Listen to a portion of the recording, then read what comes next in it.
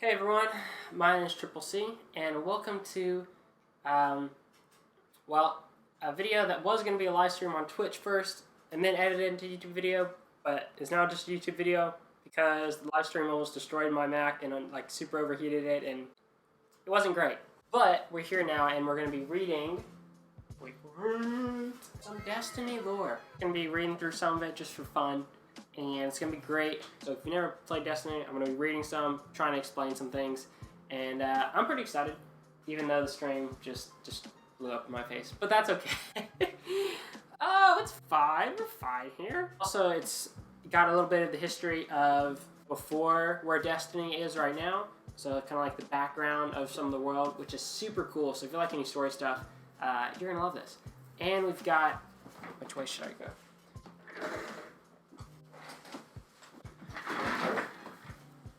We got a nice little fire in the background that is super out of focus and weirdly lit because the lighting in this room is not great.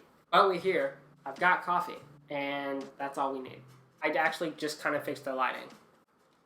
So sit back, relax, and enjoy some nice fireplace and my soothing, calming voice.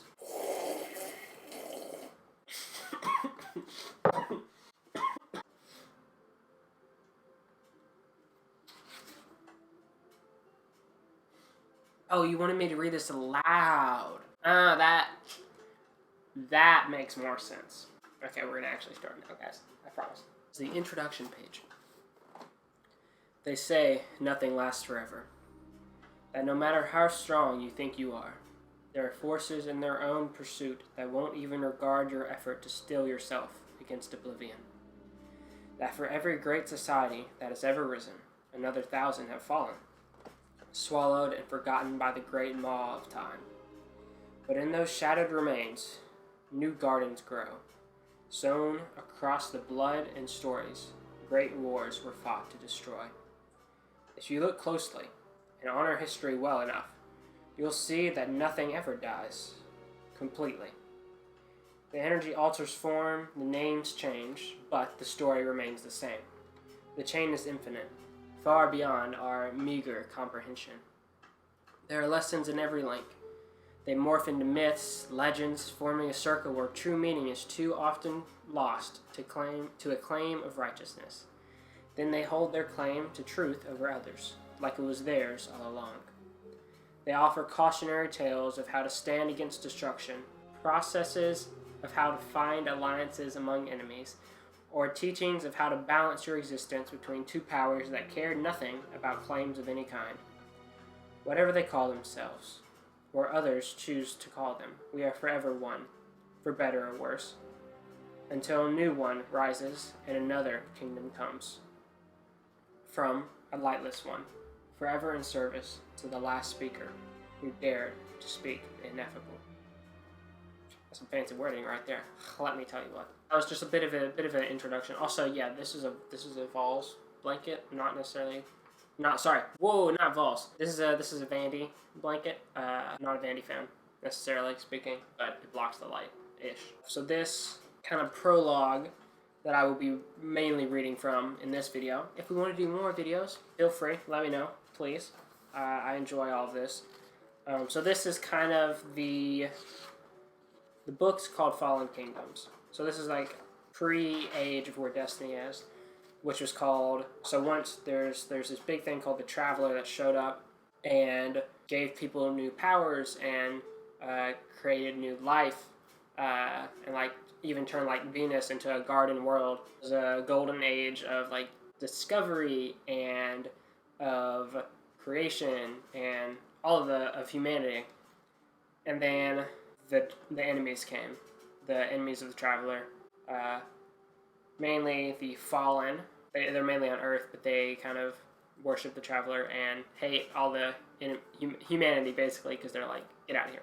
There's a couple other enemy races as well that came, and it plunged humanity into what it was the Dark Ages, where people were using the powers the Traveler had given them for evil, trying to wrest control over certain areas on Earth and beyond. This is a main picture going to be of Dark Age, and a certain group of heroes, eventually heroes, called the Iron Lords, and they were some of the first people to stand against these individuals who were using the light as a power stance. And it has pictures, so I'll show a picture in a second. And now we're going to read the prologue, this is the Golden Age, and could have just realized I could have just read this. It's fine. The Traveler changed everything. It reshaped our solar system as decisively as it shattered our scientific and philosophical frameworks. To our ancestors, it must have been a hammer blow, a glimpse beyond the horizon of expected possibility and into a realm of transcendent power. The Traveler kindled the Golden Age, but we built it. We remember this with pride, even after so much else has been lost. We settled our solar system and filled it with our work. Today, cryptarchs and scholars work to distill the legends of the Golden Age into truth. We know that humans lived longer, flew further, and knew more. We know that countless ancient diseases and hatreds were extinguished forever. Human aspiration gives birth to vast engineering projects, sweeping social movements, and even new forms of life. The Golden Age was not without its challenges. Sources speak of internal strife, philosophical rifts, particularly around questions of machine intelligence and mind forking, and enduring scientific enigmas. But humanity and its machine children tackled these problems with pride, vigor, and a contagious sense of pluralist compassion. And this is some art of the Traveler above Earth. It says, "Once our cities lit the whole world. Now we huddle under the shadow of the Traveler in the last place it protects. It is so very fragile. This small blue ship, our home." And you get a title drop, Fallen Kingdoms. So, if you don't know anything about Destiny, I forgot to mention, the people, like, when the Traveler gave people powers and stuff, not only gave people powers, but it sent out these little things called ghosts, which is this boy right here, a little ghost. Then they could resurrect people. They had to go look for people worthy enough to use the Traveler's light, and would resurrect them. So yeah, here's some more cool artwork if you're into that. If you're listening to this like as a podcast style, I suppose that won't really work for you. But I'm going to show the art anyways because it's cool. So this is an excerpt quote from one of the Iron Lords I was talking about. "When the ghosts first found us, those who were chosen were blessed with power, but not wisdom." So you can see kind of how people were able to decide how to use the power. And then after the Golden Age, everything was good with the Traveler and stuff, came the Dark Age. No one knew what happened to the Traveler. No one understood what had happened to the world, but they heard the whispered call. They came from the wildlands, gathering in secret enclaves, slipping through the howling ruins of shattered cities, hoping to find the coast, find a ship, pick up the trail of an impossible dream. From the deep black came the awoken, their eyes haunted. Exos marched in the refugee columns, cloaked in moss and shattered memories. Exos are robots, more or less, and awoken are beings, humanoid beings born out of light and dark in vast space. And among them came the ghosts, beginning their search. It was a time of vast suffering and terrible evil. But there was one hope, the promise of a refuge beneath the Traveler. And this is some people going to a refuge, trying to build up a city beneath the Traveler, which is eventually what happens. So this is a little pic. This is from one of the Iron Lord's perspective, Lady Peru. She's here in the center. I don't know how well y'all can see that because of one, my lighting, and two, it's kind of black and white. But she's a Titan. Titans are basically built like tanks. They're defenders. But this is a little picture into how dark some of the Dark Age stuff was, even for a person like Lady Perun who was trying to use the light well, but it was still a harrowing time, to say the least. Perun stood on the top of a sloping, narrow path cut into a steep plateau. It was not yet dawn, and the valley below her was foggy and dark. Maybe he's not coming. This from a thin woman at Perun's side, the mayor of the crumbling silvery ruins on the plateau behind them. We didn't want you wolves here. Lord Sagoth knows that. In answer, Perun pointed into the valley. A red light had appeared. The mayor let out a wail. Sagoth will kill us all, or worse, he'll leave us to the fallen. Perun shook her head. Not gonna happen. The mayor looked at Perun and the two titans standing on her side. Then she turned and ran back into the village. The red lights were larger, already the faint, choppy whine of repaired pikes filled their ears. 9 of them, said Saladin. 900, they still gotta come up the pass 3 at a time. She cracked her knuckles. Easy pickings. Radagast looked at her. The north and south roads are undefended. If they change course, they won't. How do you know? It's about making people afraid. Of Sagoth and of us. Seeing his goons coming a ways off, knowing he's coming for blood, the dread is part of the punishment. Anyway, he doesn't expect we'll still be here. So he takes the west road because it's the most visible and the most direct. Radagast frowned. Then it's time to show Sagoth that his tyranny will end. Not just Sagoth, said Perun. She jerked a thumb toward the ruins behind her. Watchful faces poked out of windows and around tarps. We gotta show them. The 3 of them picked up large, rough-hewn metal shields. Behind their shields, each held a worn rifle, wrapped with cloth and chainmail. The pike riders' faces were now visible through the early morning gloom. A man in long, red robes pulled his pike ahead as they screeched to a halt. Well, well, said Sagoth. The Iron Wolves. Cease your insults, Saladin barked. Perun shot him a surprised look. That's an insult? I kinda like wolves. Be gone, wolves, Sagoth sneered. These people are mine. Wrong, Radagast retorted. You abuse the powers the Traveler has entrusted us. Sagoth smiled and shrugged. Shields up, Perun shouted. A hail of bullets slammed into their shields. Perun, Radagast, and Saladin slid backwards on the dusty path, but they dug in their heels and their shields held. Return fire! Trapped in the narrow path, Sagoth and his warriors fell, one by one. Perun, Radagast, and Saladin reloaded, and then Sagoth was up again, his glowing ghost at his shoulder.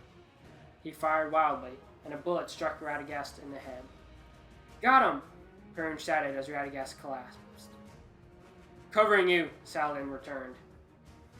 Perun, Radagast, and Saladin died many more times than any one of Sagoth's men. But any time one of them fell, another would cover them until they staggered to their feet again. The shield wall held. The 3 gave no ground. Finally, his robes, singed and ragged, Sagoth signaled a retreat. Iron Wolves, he shouted as his warriors scattered and a cheer went up from the people in the silver ruins. I will slaughter everyone who has ever sheltered you. In answer, Perun shot him again. So, that was a bit of a picture, bit of a little incident where the Sagoth guy was using the light in tyrannical ways. And the Iron Wolves here, Radagast, or some of the Iron Lords, they were called Radagast, Perun, and Saladin, were just trying to help defend these people from him. And when I said they kept dying and stuff, like I said, the ghost can revive people from being dead for a long time, and then once you have a ghost and you're revived, you become a guardian, and then you can be revived whenever you die from the ghost. unless someone shoots your ghost, and it's an instant kill, basically. So I'm gonna read. Let's see. I'll read another Iron Lord's perspective of the Dark Age from Lord Radagast, he was in the story already, because they've got a couple different ones here, and also the voices I'm doing. For the most part, we don't actually have voices for any of the Iron Lords, except for Saladin. We have a voice for Lord Perun. We have a voice for, and someone else, I don't remember who. So I'm just kind of, I'm trying to vibe the voices, which could be totally wrong from what the authors, the writers intended, but here we are. This is from Lord Radagast's perspective. The Iron Lords have just come up on a city that I don't think they were able to defend, or that they didn't defend well. Radagast strode through the ashes. A cloud hung in his wake as he made way to the top of the rise. Scars marred his armor, and his sidearm lay in the dust. He didn't need it now. The battle was over.